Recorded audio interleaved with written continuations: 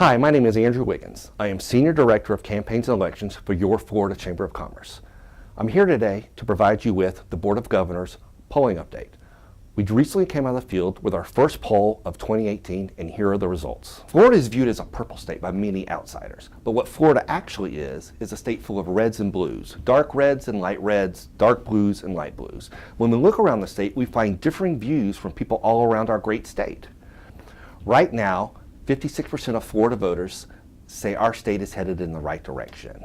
When you break the numbers down from a geographical standpoint as well as a partisan standpoint, then we start to see some small differences show up. 69% of voters in Jacksonville believe Florida is heading in the right direction. But when we travel across the state, we find different areas where the numbers are lower.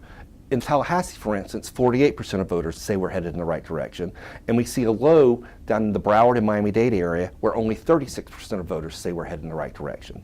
This number also correlates to the breakdown by party identification, with only 33% of Democrats saying Florida's headed in the right direction, while 76% of Republicans and 56% of NPAs and other parties say that we're headed in the right direction. When we ask voters what the most important issue is facing our state today, 17% choose education, followed by 14% who select jobs in the economy and 13% who say healthcare. These are the top three issues that generally are top of our polls whenever we do them. When we look around the state, other issues pop up as well on a regional basis and ones that have risen since the election of 2016.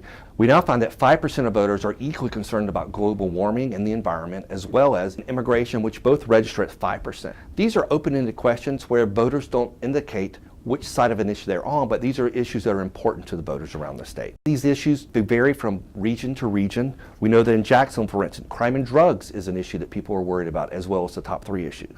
In Gainesville, it's global warming. We move over to some of the coastal areas, such as Fort Myers and Naples, where they are more concerned about water.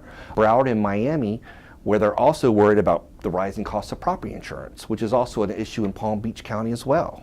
When we look at the partisan breakdown, we find that 19% of Republicans say jobs in the economy are their most important issue, while 21% of Democrats choose education as their most important issue, as do 17% of independents or MPAs. We find that 22% of women say that education is the most important issue, while only 12% of men choose education. Both men and women say that global warming and immigration are important issues that are rising, with both at 5% statewide. Now let's take a look at the gubernatorial primaries to see where voters in both the Republican and Democratic Party view the races today. Voters in the Republican primary choose Commissioner of Agriculture Adam Putnam at 23%, followed by Congressman Ron DeSantis at 18%, while 50% of Republican primary voters remain undecided. Moving on to the Democratic primary, we find that former Congresswoman Gwen Graham leads the pack at 14%, followed by Miami Beach Mayor Philip Levine at 7%, and Tallahassee Mayor Andrew Gillum at 6%, with 64% of Democratic primary voters undecided. 10 months before electing a new governor and new cabinet, we find that Florida voters in both the Republican and Democratic parties are mostly undecided about who they will choose in the August primary. Now moving on to the two constitutional amendments that have already made the ballot.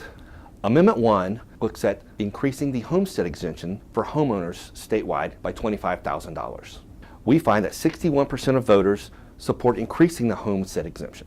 Looking deeper into the numbers, we know that 69% of Republicans, 60% of MPAs and others, and 52% of Democrats support increasing the homestead exemption. Amendment 2 would make a 10% cap on annual non-homesteaded property tax increases permanent. We find that 54% of likely voters support Amendment 2. Breaking down the numbers further, we find that 58% of Republicans, 51% of MPAs and others, and 50% of Democrats support making the 10% cap on annual non-homesteaded property tax permanent. Beyond the Florida Chamber of Commerce's political polling, we also track voter registration on a monthly basis. We find that 42% of all new voters are now registering as MPAs or others.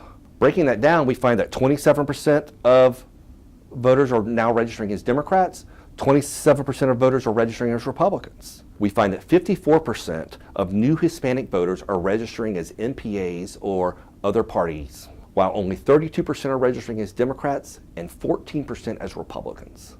Looking at the numbers, if registration trends continue on the same path they are right now, In the next 7 years, NPAs or others will surpass Republicans as the second largest party in the state. Your Florida Chamber of Commerce will keep you informed as we notice the numbers and we study them on a monthly basis. This information and more is available for Florida Chamber of Commerce Board of Governors members through a State of the State presentation which can be provided to your company.